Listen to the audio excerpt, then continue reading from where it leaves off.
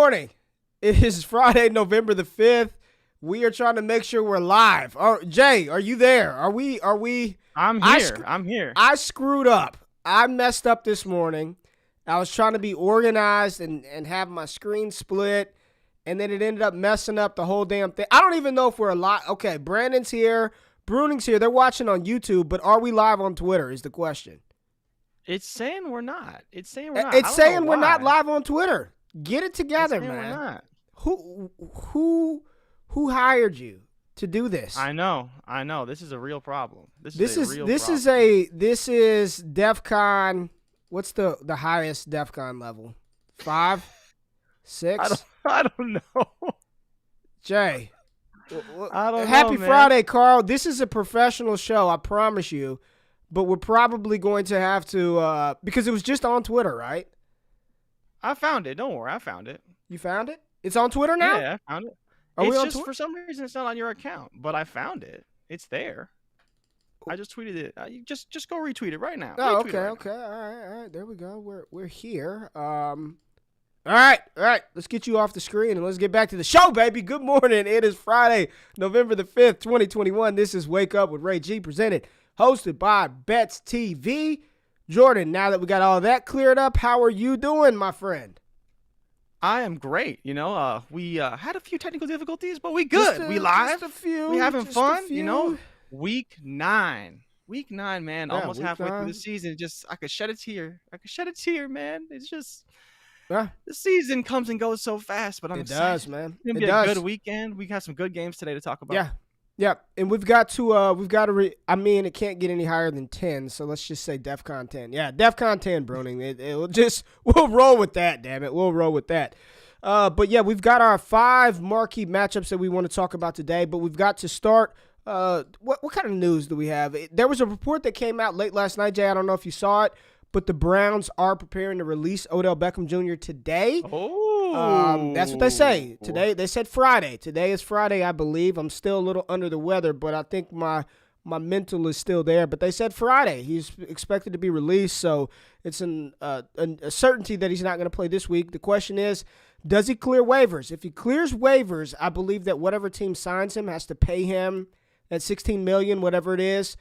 If he's claimed if they claim him, they have to pay him. If he clears waivers, then he can do whatever he wants. He could do whatever he wants. So that means he could, renegotiate a contract? I mean, how does that work? I honestly have no clue. He may have to take the minimum or close to it. I don't think you can't renegotiate a $100 million contract in season. Why would any team do that anyways? But I believe, he probably just signed a minimum contract somewhere on a good team.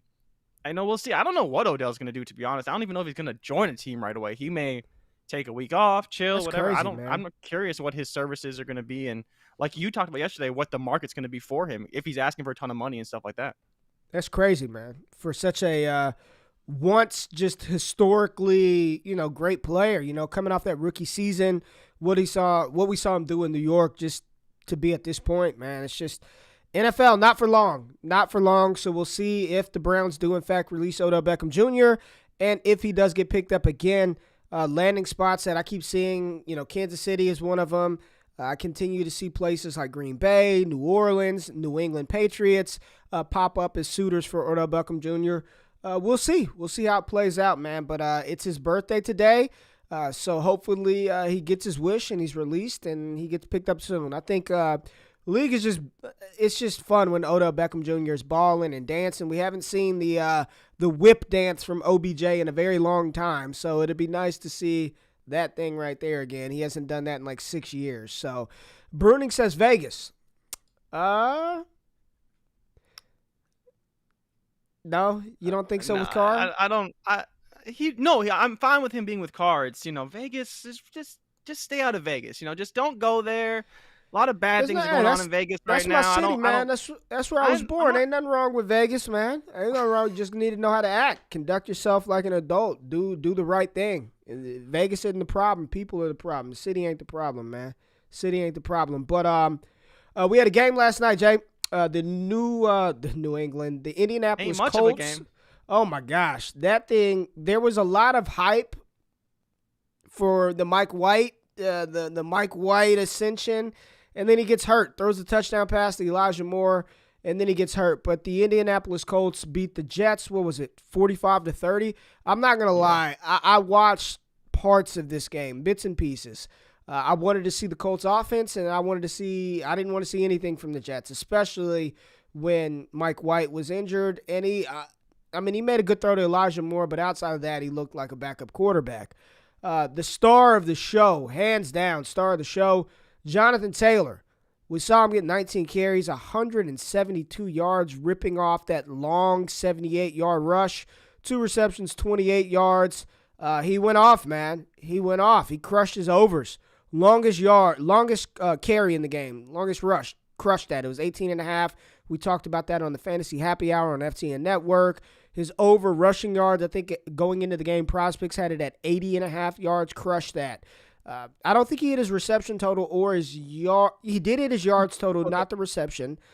He was just fantastic. He's the best running back in football that's healthy right now. And if you're in Dynasty Fantasy Football, he's the running back 1, not Alvin Kamara, as Jordan alluded to a couple of weeks ago. Alvin Kamara is not the Dynasty RB1. What a horrible call by Jay Rich on that one.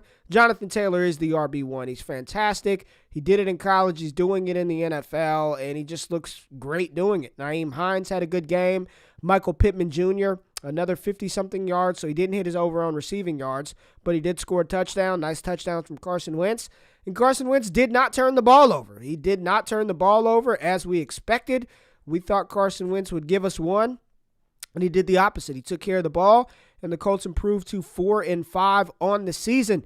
Jay, did you watch this game? What are your thoughts on the Colts, Jonathan Taylor, the New York Jets? I know we didn't talk a lot about the Jets. Elijah Moore had a good game, 2 touchdowns, coming out party for the rookie. Michael Carter, we saw him do a little bit. He didn't get a lot of volume. There was a lot of Michael Carter hype on the timeline yesterday. Didn't get as many carries as we liked. But what did you think about this matchup, man? Like you said, it was pretty boring. The Colts dominated start to finish. I did watch a little bit of the first half, a little bit of the second half. But after JT ripped off that run, I was like, what's really going to happen here? What's crazy to me, though, and you talk about Jonathan Taylor being RB1, I guess I'll give it to you. He's probably the RB1. But he's just the case of, you saw it in college, we're seeing in the NFL. It's not always that happens. It's actually honestly very rare that you see a player so dominant in college come into the NFL and dominate the same way. Ezekiel Elliott did it. We've seen players do it before, but Jonathan Taylor was not the runaway RB1. We're seeing Jamar Chase do it right now, man. We're seeing Jamar Chase doing it right for now. sure. But it's spectacular to see. When you talk about Jonathan Taylor, it's 2K in college every single year. He's not going to do that this year in the NFL, but he's certainly on his way to, I think, a 1,500-yard season. He's probably going to have 10-plus touchdowns. Easy. So from that perspective, it's like he's doing everything you expected him to do, and maybe even more. I just love to see it. I love to see it. Jonathan Taylor, spectacular talent. Pittman, I believe, was 64 receiving yards, just under his number. I think when we talked about it, it was 64.5. It probably went up a little bit. 5 receptions, like you mentioned, the touchdown. But we'll see, man. I think the Colts are an interesting team because every time I watch them play, I think they can be good. Like the Titans are not that great right now. They can be good. But overall, I still think the Colts have some work to do. On offense, they looked pretty good, obviously playing the Jets, but the Jets still put up 30 points. And I think one thing we need to start looking into more is, are these going to be like the Jaguars of whatever, how many years ago when it was Allen Robinson and Blaine Gabbert? When they were just throwing up touchdowns at the end of games. Blake Bortles. Covering spread. Blake Bortles. That's who it was, Blake Bortles. Just garbage time gods out here. Was it Josh Johnson threw over 300 yards? Yeah, at 35 years old. At 35 years old, he got his 300-yard game, man. Shout out to Josh Johnson for somebody tweeted out his Wikipedia page, and it's just like he's played for every damn team in the NFL. Hey, shout out Jay Wack made it, man. The Kenny Pickett truther himself, Jared Wackerly in the building, baby. But yeah, Josh Johnson, 35 years old, 300-yard game. Sorry, I interrupted you. No, you're good. But so the other thing is, we called Mike White's over. I think I'm going to give it to myself, the consolation victory, because they combined, I think, for over 400 yards passing. I'd say Mike White would have thrown for 400 yards. But, I mean, when you think about it, he only had to hit, I believe, 225. And the Jets threw for 400 yards. And then Elijah Moore, it warmed my heart. I've been a big fan of Elijah Moore. I told people they have to chill on the hype, but to see him score his first 2 receiving touchdowns, he played a great game. He's really coming into his own. Running the crisp routes I saw all the year at Ole Miss. happy to see it, man. It was a boring game, hell, but some encouraging things. Mike White went 7 for 11 for 95 yards in like a quarter. So he was on his way. He was on his way to possibly hitting that over. But we don't need to spend a lot of time talking about this one, Jay. It was not a good game. It was not as close as the score would indicate, a 15-point loss. I said I would take the Jets in the points, and that did not come to fruition. So Colts, again, 4-5 on the season. But we've got some good games to get to, some good matchups this weekend. So let's jump into what is it? What is the drop on here? I haven't even been doing the thing. Is it morning run? Beat the rush. Beat the rush. Wake up! This is Beat the Rush. Get out of the way, jackass! All right, so the first matchup we're going to look at for the Sunday slate are the Baker Mayfield-led Cleveland Browns versus the Joe Burrow and Jamar Chase-led Cincinnati Bengals. Cincinnati is -2.5 with an over-under of 47. Interesting. The Jets Colts over-under was 46, so they're expecting this one to be a low-scoring affair. No Odell Beckham Jr. We know the offense that Cincinnati has with Jamar Chase, with T. Higgins, with Joe Mixon, with Tyler Boyd. What are the Browns going to look like? Is it just going to be a heavy dose of Nick Chubb and trying to protect the ball with Baker Mayfield? This is one you don't immediately think of as a great potential as far as a shootout. You know, the Browns have been dealing with the OBJ stuff, and the Bengals had to deal with the criticism of losing to the Jets. This matchup is probably going to be pretty close, man. And if the Browns can control the ground, you know, run the ball with Nick Chubb, keep this explosive Bengals offense off of the field, they could pull this one off and pull the upset according to the odds makers. The Browns have the third best defense in terms of yards allowed per game, so it's going to be interesting to see what approach they take to cover Jamar Chase, what approach they take to cover T. Higgins, to limit Joe Mixon. And the Bengals, on the other hand, they're in the middle of the pack, and they are much more susceptible through the air, allowing 267 passing yards per game. But the question is, Jay, as you pointed out on the show sheet, is Baker Mayfield healthy enough to push the ball down the field, and do they have the weapons in order to take advantage of a potentially exploitable matchup against Cincinnati through the air? I don't know, man. You know, I don't know about this one, man. When you look at the props, Joe Burrow over under 268.5 passing yards. Again, you look at this Browns defense, and it's hard to, like, I don't care where they're ranked. Like, they've got talented players at every level of the defensive field, in the secondary, at the linebacking core, and definitely up front with Myles Garrett. We know that. You know, Nick Chubb had, 60 rushing yards last week. It was still against a tough team in the Pittsburgh Steelers. And I think he should have a better performance in this matchup right here. Where are you at in this game? Do you like Cincinnati? Do you like Cleveland? You know, again, we don't know how healthy Baker Mayfield is, but are there any props that you like in this matchup? And I see Baker Mayfield's over-under set at 233 passing yards. Jamar Chase, 73.5 receiving yards, 5.5 receptions. Joe Mixon, 61 rushing yards. Where are you at with this matchup? Who do you like in the game, and do you like any of the player props in this matchup? So for me, the big one is Chase. I'm always going in on Chase, even at 70 yards. I don't really care who he's going against. I think he's going to see the volume, and I think this game is going to be dictated by Cincinnati personally. I know we talked about if Cleveland can't control the ground game, but I just don't think they really will. I don't think Nick Chubb is healthy enough for them to do that. So Nick Chubb ain't healthy? He's not healthy? Well, I'm saying, like, you know, the last week was his first week back, right? So, you know, he's coming off the calf injury. He wasn't playing for, I think, 2 weeks, not quite 3 weeks. So it was his third week off. He's not necessarily going to be 100%. We'll see what happens. Now he's been off for another week. Hopefully he's a little bit healthier. We'll see kind of where his lines sit at. But for me, I think it's going to be dictated mostly by Cincinnati. Cincinnati's coming off a game where they still put up 35 points, but they did allow like almost 40 to the Jets. Yeah, 40 So burger. for them, it's a get-right game, right? Like, they're still playing the Browns. Browns have a great defense, but I think that Cincinnati can beat them. And I think they're going to beat them through the air. We know Jamar Chase is the X factor there. We know T. Higgins is going to probably see 10-plus targets. We know Tyler Boyd can do his thing. We know Joe Mixon can do his thing. And even Samaje Perine hasn't looked too bad either. So you think about all these weapons. Joe Burrow is actually playing really, really well right now. I think they're going to dictate pace. I think they're going to get ahead early. In turn, that's going to force Cleveland to push the ball more than they'd like, right? I think DPJ could have a great game.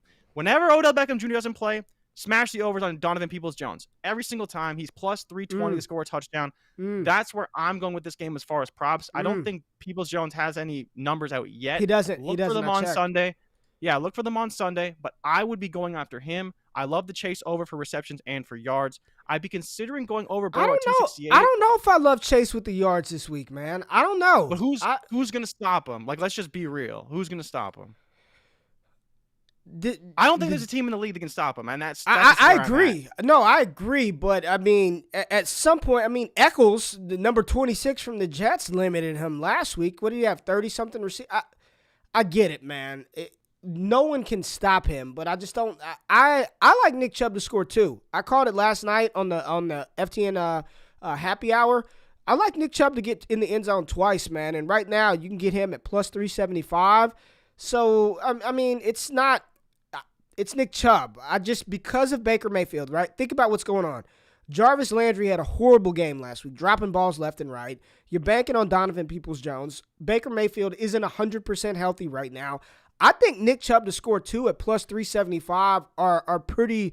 It's not bad, man. I mean, even one touchdown, it's only minus 125, so there's no juice there. But 375 for Nick Chubb to score two touchdowns, I think I'm in on that bet, man. Like I'm really feeling that one, bro. Yeah, I don't know. I don't love the 2 touchdowns, and the only reason why is because I think they're going to have to pass. Like, if there's one thing I'll give the Bengals credit for, the strength of their team is the defensive line, particularly the front four, right? The linebacking core is okay, but we'll see. Yeah, see, Ward, if Ward's likely out, then that makes it. So who's going to go against? His boy, Greedy Williams? Yeah. Come on. You think he can't beat Greedy? Yeah. Greedy's what, 175 pounds? He probably pushes him over in practice for 2 straight years at LSU. I didn't know Ward was likely out. I mean.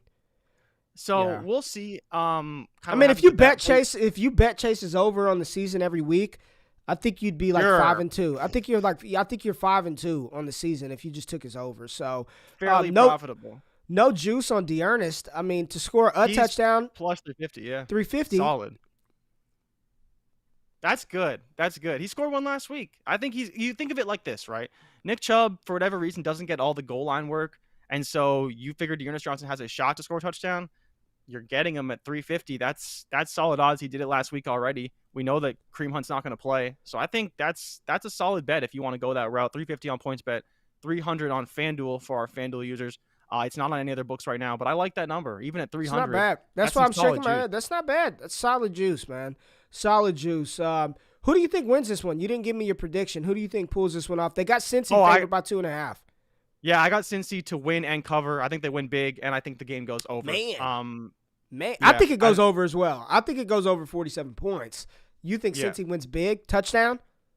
I'd say probably 5.5 to 7. I think they're going to win pretty easily. Like I said, I think they're going to dictate pace. And then if Cincinnati can dictate pace early, let's say they get the ball first, they score right away, that's going to put a lot of pressure on Baker and on that offense to perform. If they can't, we know when Baker plays kind of behind a little bit, he doesn't play very well. He's got to play ahead. He's got to play with that running game. I don't know. Hey, man. He's a front runner for real. Like when shit is going well for Baker, he's hot dogging and excited. Yeah. And when things are good, what do you think his future? Because he's due for an extension, man. Would you pay Baker Mayfield $120 million, $140 million for the next 4 or 5 years to be your? Here's my thing. It's like he's not great, but he's so much better than what they've had. Like, do you really want to start over? I mean, who's been better than Baker Mayfield in recent memory for Cleveland? Derek Anderson had 1 year. I mean, yeah, he's so much better than what they've had. Like, if they pull the plug on Baker, then they're back to like their window. We talked about windows, right? Myles Garrett, Jadeveon Clowney. They can't. You got to pay him, man. Like, you have to begrudgingly and reluctantly pay him. So let's just play a scenario out real quick, because I am 90% sure that Kirk Cousins' contract expires in 2 seasons. No. The same I know where you're going. No. But no. Okay, but why not? Like, let's just be real here. Why? Because he's going to be like 35 years. No. So you don't. He's better, but he's better than Baker Mayfield. and you don't got to pay him a ton of money. And again, to your point about the window isn't going to be there for like 8 years, but it may be there in 2 years to where you could bring in a Matt. I'm just saying.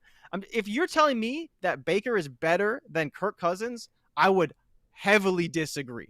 I don't think he's better than, but who are you going to? Are you going to bring in a rookie? Are you really going to pay Baker? Well, that's why I said the Browns are in a terrible spot because they're not bad enough to get the rookie they'd be looking at would be like Desmond Ridder. That's who they're going to be picking in the Desmond Ridder. Talk about a Bruning special. Desmond Ridder, yeah, Bruning would just he just has a hard on right now, man. You're talking Desmond Ridder, you're talking Baker Mayfield. It can't get any better for Matt Bruning, but I think they have no choice. Like, they're in a weird spot, and I think Baker knows it. They have to pay him. He's been better than anything they've had in a very long time. Yeah. And there's like that. What do you do? I don't know, man. I don't know what happened to him. He looked like he was about to be one of the better quarterbacks in the NFL, and he's just been pedestrian, man. People give Baker a pass. But if we're keeping it a buck, he's been an average quarterback at best over the past like 2-3 seasons. Average. At best, he's been average. And people say, the weaponry, Jarvis Landry, Odell Beckham Jr., they brought in Austin Hooper, you draft Harrison Bryant, you've got the best running back core in the league, you got one of the best offensive lines in the NFL. It's a weird situation to be in if you're a Browns fan, man. It's a weird situation to be a Browns fan. But let's talk about Baltimore, Minnesota. Baltimore, Lamar Jackson back off of bye, Justin Jefferson, the aforementioned Kirk Cousins, Dalvin Cook. What are we going to see in this matchup? Baltimore is favored by 6 points with an over and under of 50 points. The Vikings are coming off of a bad loss to my Dallas Cowboys, getting beat by Cooper Rush, baby. Cooper to Cooper, hanging with Misters Cooper Rush and Amari Cooper, while the Ravens are healing their wounds after getting stomped by the Bengals. They got crushed, man. We were all over that game, and they got absolutely rocked by Cincinnati, so they should be refocused, fresh, and ready to roll. I think this game is going to be a high-scoring affair, man, because the Vikings, they're going to have to air it out to score. They are going to have to throw the ball, get Thielen involved, get Justin Jefferson involved. This has been, as you said in the show sheet, Jay, this has been the formula to beat the Ravens. Take it to them. Go through the air. Beat them through the air. Because you cannot let Baltimore just get comfortable and ground and pound you to death. Baltimore has been making strides in their passing game with Rashad Bateman coming back, Hollywood Brown having a resurgence, Mark Andrew, one of the best tight ends in the NFL. And they've got a really balanced approach, throwing the ball, running the ball with Lamar Jackson. Playing at home, the Ravens are always better than playing on the road, and they are nearly averaging 4 touchdowns per game and 29.5 points. When they're at home, while the Vikings have played way better on the road, which is weird, scoring over 30 points a game on the road. If this trend continues, we should see fireworks in Baltimore. It should hit the over, as you're probably going to take the over. I think the Ravens are probably going to win this game. With Lamar Jackson, it's hard to bet against him. But the Vikings to cover 6 points, man, that definitely is in the range of possibilities. I'm seeing like maybe a 3-point game. Jay, where are you at with this game overall? And we could talk about some of the players, but where are you at with the Vikings and Ravens in this one? I think I'm all on the Vikings, which it scares me because, I've been on the Vikings before. I love the Vikings from a fantasy perspective. I love them from a prop perspective because you know exactly where the ball is going to go at all times. You know it's going to Jefferson. You know it's going to Thielen. You know it's going to Cook. And you know Kirk's going to air it out to those guys all game long. I'm curious kind of to see how Tyler Conklin gets used because he's been heavily involved in this offense. KJ Osborne as well has been a staple in the offense. Not quite to the degree that everyone thought he would be because Conklin's played very well. Why do you love KJ Osborne so much? Like you talked about. I just think KJ Osborne's a good receiver. I just think he's good. Like I think he deserves to be there. Minnesota hasn't had a number 3. I like KJ Osborne. I think he's really talented. I don't know if he's going to be much of anything, but I think he's really good. So to kind of talk more about the props though, and what I think that for sure this game's going over. Minnesota's been just torching teams for whatever reason on the road. They air it out more on the road. They score more points. Like I talked about, Baltimore scores more points. So we'll see. But I really like what I'm seeing so far from these guys. They're just playing spectacular football. So again, I'm all over the over, but I definitely think the Vikings are covering this spread. It's a little bit too big for me, even though Baltimore's coming off the bye, and I'm sure they're going to be heavily favored to win, like they're minus 256 to win. Minnesota's 217. But if you want to take Minnesota with the points, my only fear is that the random stat that I found from how damn long ago is that Justin Jefferson does not play well outside. Oh gosh. And I don't know. I don't know if it's gonna hold up. Continue to run with this one, man. This is a conspiracy theory. It's just a conspiracy theory. I'm gonna be 100% honest. There's love merit this stat. to it. There is merit to it because it's a legit stat. He averages over 100 yards a game.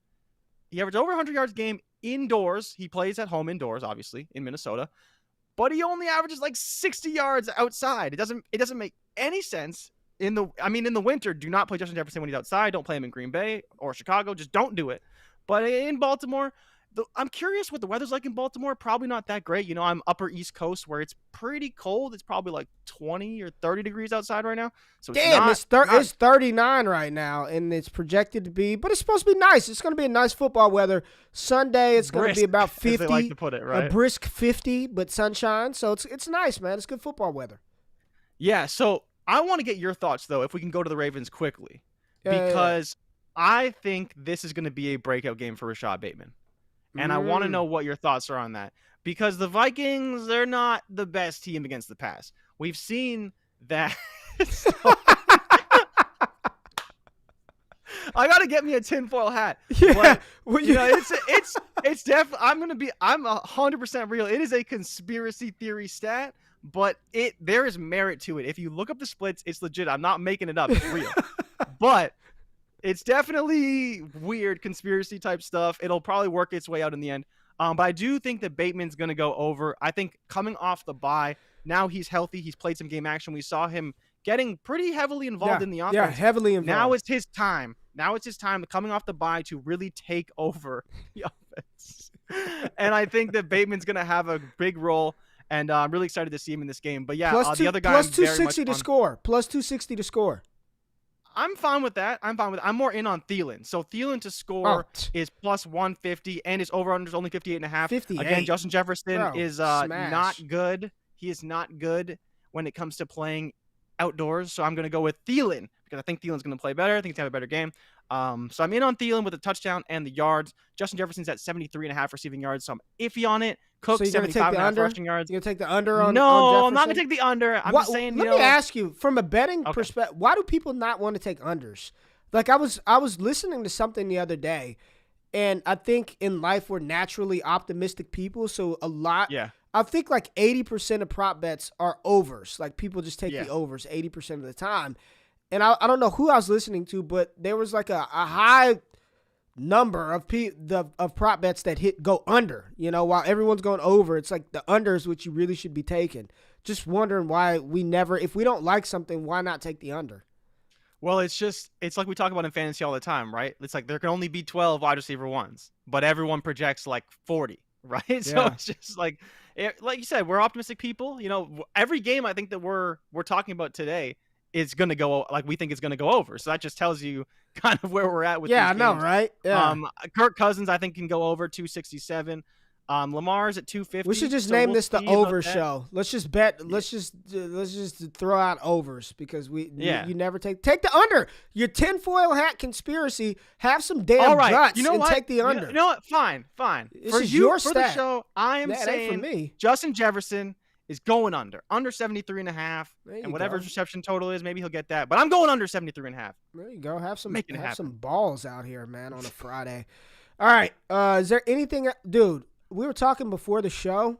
So as we're doing the show, like I've got my Thinkorswim desktop app open. I took some naked Peloton had earnings yesterday, so I got some naked puts on it. Peloton closed at $86. It's at $58 right now. I'm just giddy. Woo! I'm just giddy with excitement because at 8:30 I'm gonna have my fingers ready to just close position. And remember we were talking about Facebook the other day. Facebook is up to $339. Ooh, so I got a nice little call debit spread on that. That has nothing to do with what we're talking about, but I'm literally laser focused. RayGQue is printing money over there. It is a good Friday. It is a good Friday, and we got a good matchup right here. Jalen Hurts, Justin Herbert. What's gonna happen? Over under 49.5. That's it. See, 49 and a that's half, what I that's said. it. Oh, God. It seems light. It seems, light, man. But here we are. Here we are again. We're saying, whoa, that should be at 60. Like, well, it shouldn't be at 60. But the biggest thing for me, like I've been hammering all season long, the Chargers are terrible against the run. They are the worst team in the NFL against the run. They average 160 yards allowed on the ground. Wow. Which is a lot. It's a lot. No Which is a lot. Yes, that is crazy a lot. is they only average. I think I have the number on the show sheet here. They only allow 203 yards through the air. So they average almost as many yards allowed on the ground as they do through the air, which is absurd. But if there's one thing that I can count on Jalen Hurts to do, it's to run the ball effectively. It's to run the ball, Jalen Hurts. Yes. I think there's a pretty good chance, whatever his number is, it's probably way too low. Here, I'm pulling it up now. I'm pulling it up now. He's just a running machine. He takes the ball, running pulls man. it. He's going to run it to the right. Maybe he'll run it to the left, but he's going to scramble right, he's pump gonna it 2 or 3 run times. And he's going to run for 5 yards. He's going to do that on every single play. And so I'm counting on Jalen Hurts to hit that number. I do like Boston 49 and a half. 49 and a half for Hurts. That's a smash, bro. What? We've seen him at 50. We've seen him at 52. Nah, he's going way up. Like, this is going to be back when he played Atlanta week 1. It's going to be easy money for Jalen Hurts. Miles Sanders still on IR. Yeah. So we'll see, Ray. What do you think about this game? I'm curious your thoughts on the Chargers. I said the Chargers are the most impressive and most disappointing franchise in all of football throughout this season. And that's pretty hot takey a little bit because the Philadelphia Eagles are by far the worst franchise in all of football. I'm not even going to say it's the Houston Texans. I'm not even going to say it's the New York Jets.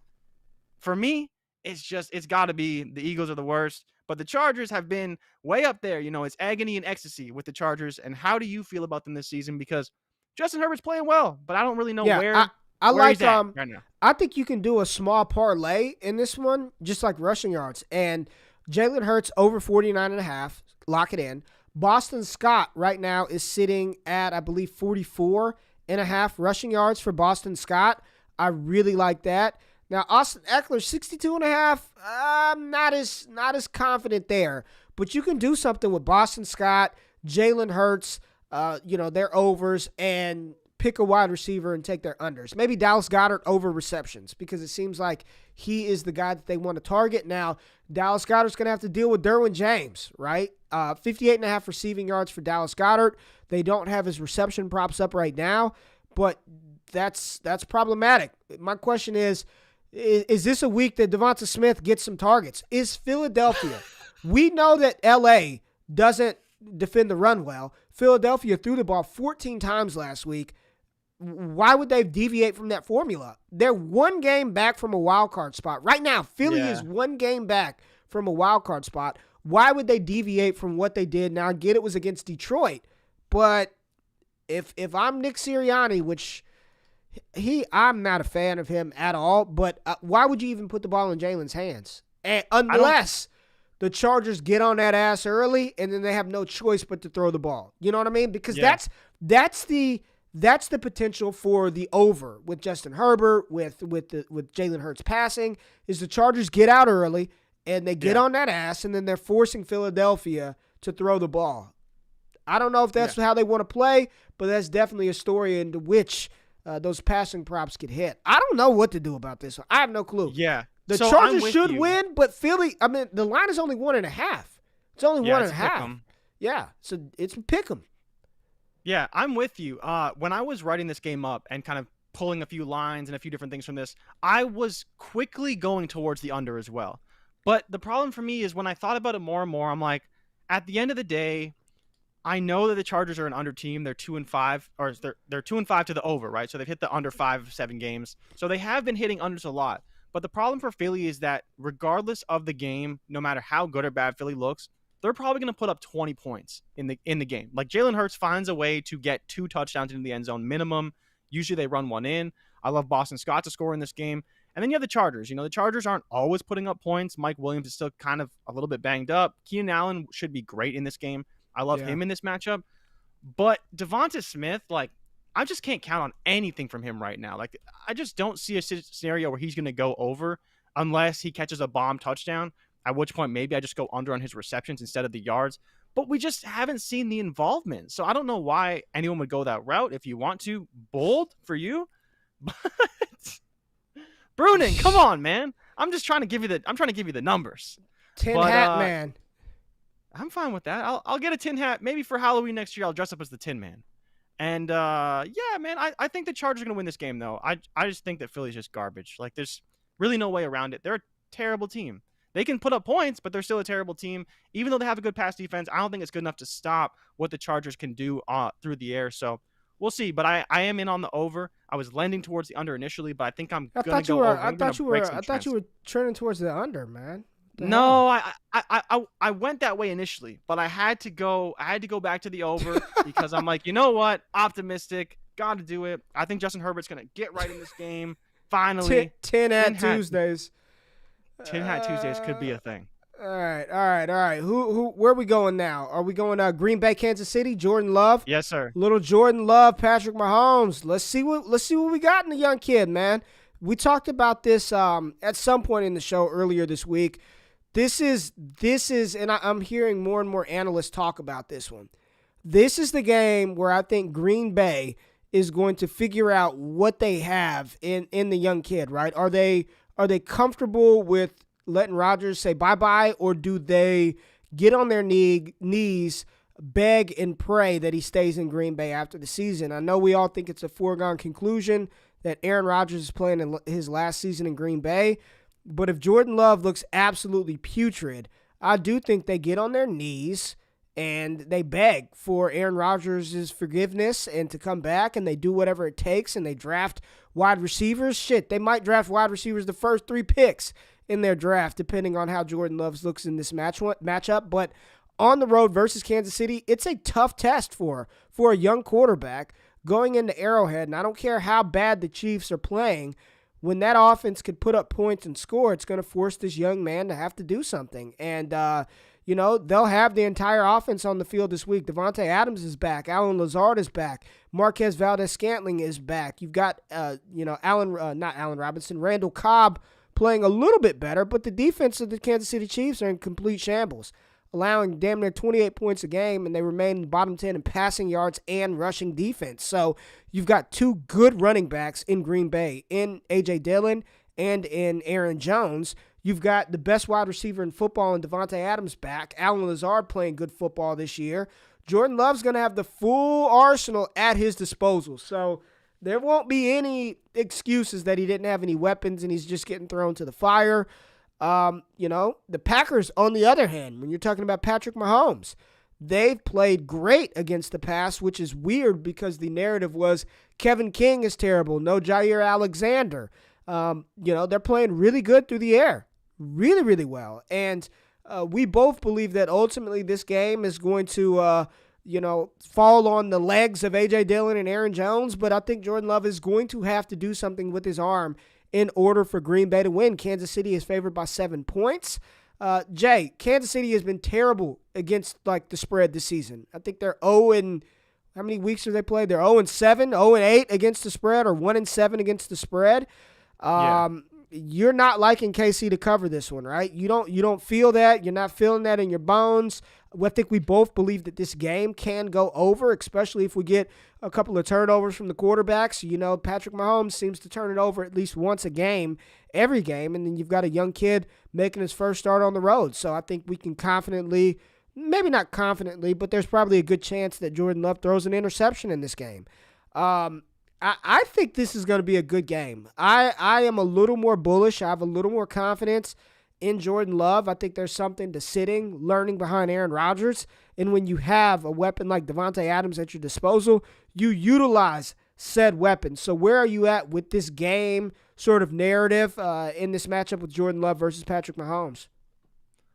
So for me, honestly, man, I think that you nailed a lot of the points that I would make. The biggest thing for me is turnovers. I think we're going to see at least 2 in this game. Patrick Mahomes is the interception king. He's thrown 10 turnovers in 8 weeks. So why can't he throw one this week against a really talented pass defense? He's been forcing it a lot, forcing it to Kelsey, forcing it to Hill. But I think people know how to play Patrick Mahomes now. And at some point in the game, he's going to get frustrated.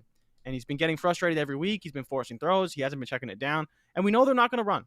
They ran a little bit this week, but they're playing against a much better run defense than they did last week. And so I think for me, I just think there's going to be turnovers, and turnovers lend themselves to short fields, and they're going to equal points for two teams that can put him up. Jordan Love has two great running backs to run with him. He's got a great wide receiver. He doesn't have a tight end anymore, but he's got some talented guys. And the big thing is that it's not his first year. He's not a rookie. Second year in the system. You talked about learning behind Aaron Rodgers, and even Rodgers has talked about very highly about Jordan Love. He said Jordan Love is a good player.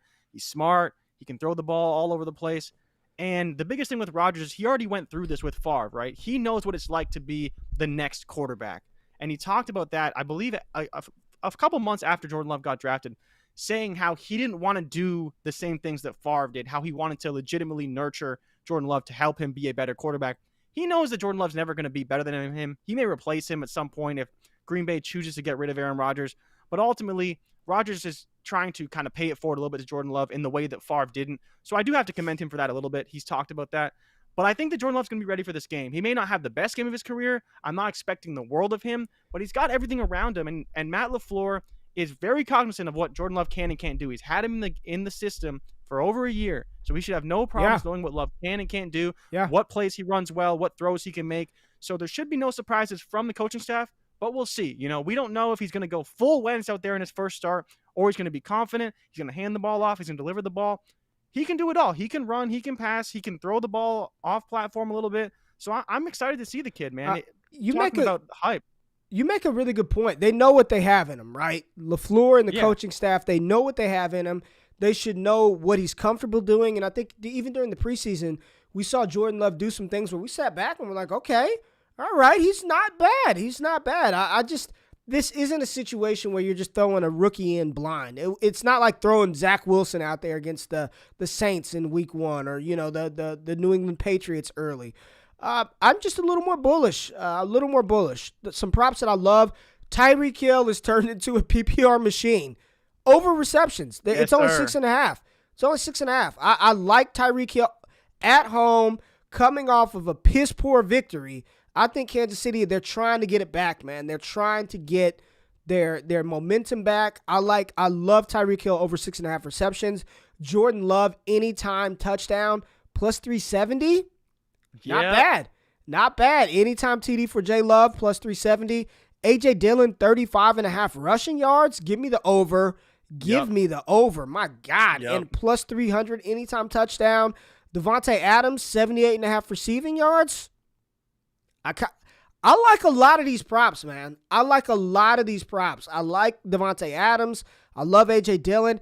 Aaron Jones, 62.5 rushing yards. What I want to see is Aaron Jones' reception total. I wonder where that got knocked down to. I know it was pretty high last week with no Devontae Adams, no with Allen Lazard. But Aaron Jones has been 3.5 right now, which to me is a little bit high. I don't love it, but he is only at 30.5 receiving yards. So maybe he catches a couple screens. He can break one off. I don't know. What are your thoughts at 30.5 receiving yards versus 3.5 receptions? I don't think they're going to have to force it to Aaron Jones. And that's why I think people are going to be like, oh, yeah, let's go back to the Aaron Jones well with the receptions. But it's like everyone's playing now. So why would you like it's a different situation. Okay. Like talk with Adams. Adams should go way over. He doesn't even have a number for his receptions. It should be in double digits. As long as Jordan Love can hit him, it should be in double digits as far as I'm concerned for what he can hit. I mean, that's fair. I really like A.J. Dillon. I mean, when you're talking about that, I love 35.5 rushing yards. A.J. Dillon, I was not the biggest fan of A.J. Dillon coming out of Boston College, but he's looked really good in the NFL every time he gets opportunity. He's looked really good. So, Dillon, Jordan Love, 232 passing. What about Mahomes at 289.5? I think I'd be leaning the under on this one. Really? Yeah. Really? I think I'd be leaning the under. The Green Bay's good against the pass, man. They're good against the pass. And, again, these teams all they're doing is dropping two safeties back. They're saying keep everything. I will not let you beat us deep. They're dropping two safeties back and forcing Mahomes to either force the ball downfield and make bad decisions or, death by 1,000 paper cuts. Just that's why I love Tyreek Hill's over his receptions. My question to you is Travis Kelce. Are we starting to see the decline of Travis Kelce? How do you feel about 73.5 receiving yards for Kelce? I don't like it. See, that's one I would take the under. I'd be comfortable with the under because I don't know what to do with Kelsey. He hasn't been very good. To your point about Mahomes, he threw for 275 last week. He threw the ball 48 times.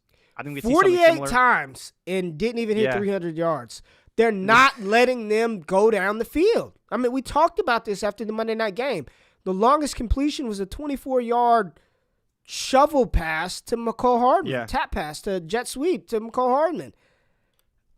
And I don't know, man. I don't know. To I your don't like point, it. He's I don't only like gone it. over this number 3 times this season, but all 3 times he went over 300 yards. I think the biggest thing where you're right is that he's got 4 games between 260 and 275 in his last 6. One of those games he only threw for 206. That was the game against Tennessee. Where he played god awful. And then Washington, he threw for almost 400 yards. So to your point, most of the time, 5 of the last 6, he's under this number. 5 of the last 6. So it's not like it's a 3 or 4 game sample size. Yeah. 5 of the last 6. I First think, 2 weeks, he went over 300. But part of it, too, what's crazy is his completion percentage is just in the shitter right now. Like, he's completing by roughly 600 Patrick passes. Mahomes. By Patrick Mahomes. It's rough. But I think, we'll see. Yeah, I think I'm gonna go with you. I think I'm gonna roll with you. I want to say the over though because it's at the end of the day it's Mahomes. You want see that's the natural bull in people. You want to say the over because it's Patrick Mahomes, but all the data is telling us under. Everything is screaming under. And Brandon makes a really good point. No Robert Tonyan in this one. Remember, Robert Tonyan is out for the season. And what's a young quarterback's best friend?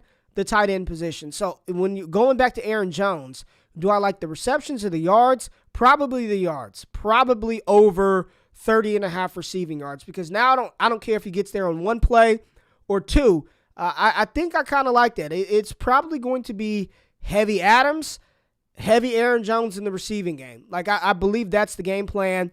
While you utilize Aaron Jones in that pass catching role, you hammer the shit out of the ball with A.J. Dillon.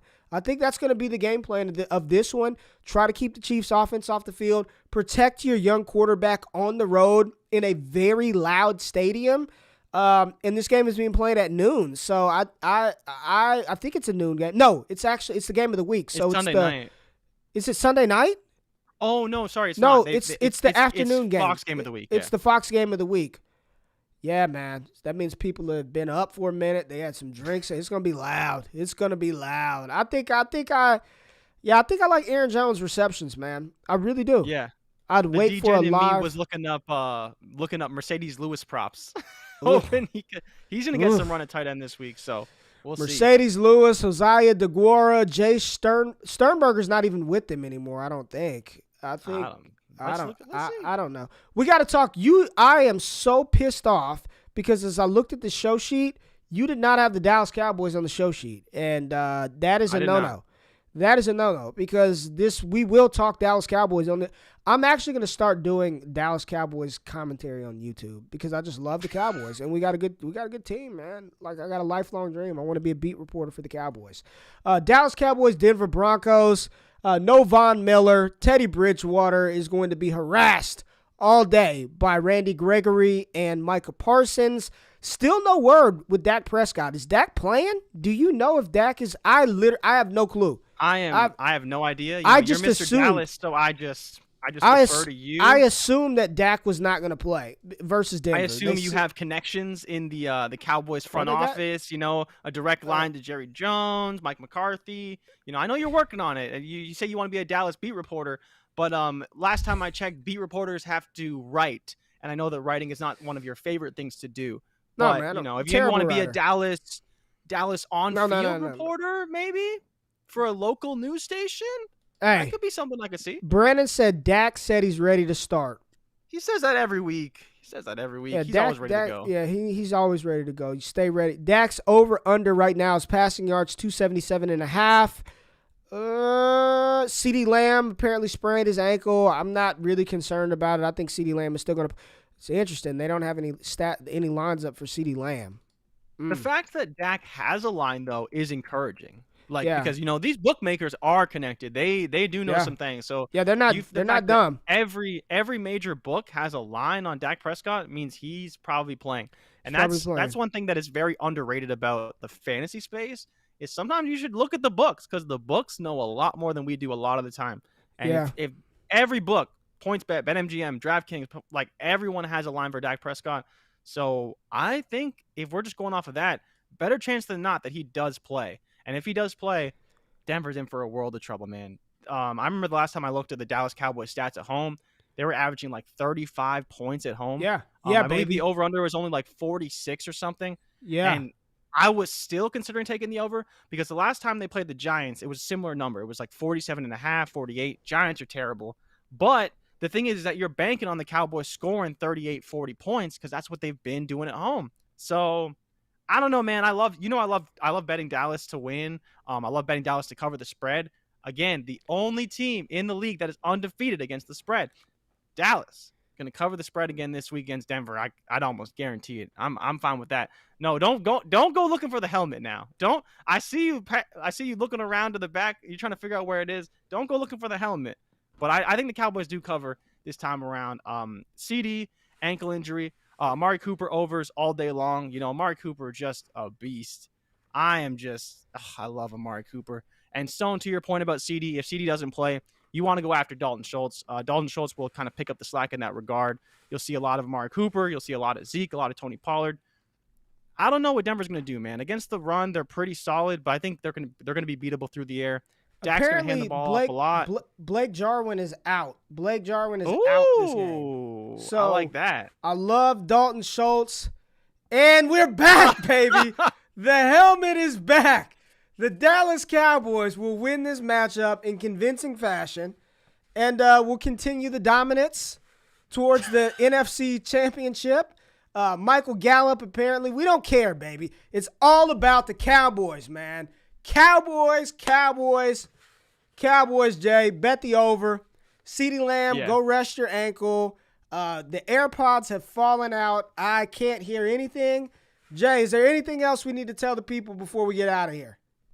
Nah, man, we good. We all good. Tell them to subscribe. Tell them okay, well, the people need to remember that this is a show. You know, we want to spread our influence to the world. So you have to make sure you go subscribe, you rate, review the podcast, subscribe to Bets TV on YouTube. But remember, Ray, last time you put on this helmet, what happened? What? We went on a 6-game win streak. What? You lost is what happened. We ain't when you losing put it on this week weekend. 1, they lost. We ain't going to losing. win this week against Denver. We appreciate you being here with us, waking up every day, Monday through Friday, 8 a.m. Eastern Standard Time. Have a great weekend. Make some money. And how about those Cowboys?